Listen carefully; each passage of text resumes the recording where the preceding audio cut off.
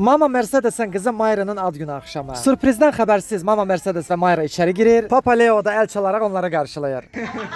Gördüğünüz gibi bir Kolombiyalı ailede de atayla kızın görüşmesi, kucaklaşması eynidir. Yani bir daha sübut olunur ki insanın dili, dini, ülkesi hara olursa olsun insan insandır. Bence bütün dünyada insan üzerinde tek değişmeyen şey duygularıdır. Neyse herkes Mayra'nı şap kucaklayıp öptükten sonra sıra Mama Mercedes'e geldi.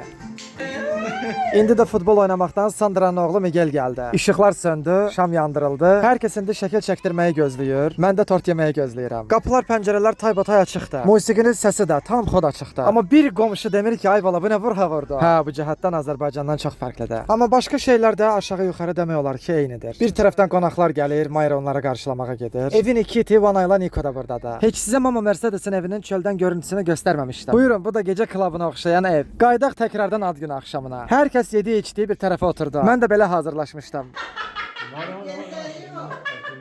Əziz izləyicilər, birinci videoda bütün ad günü hazırlıqlarını görmüşdünüz. Bu videoda da ad günü axşamını izlədiniz. Hər kəsə xoş izləmələr.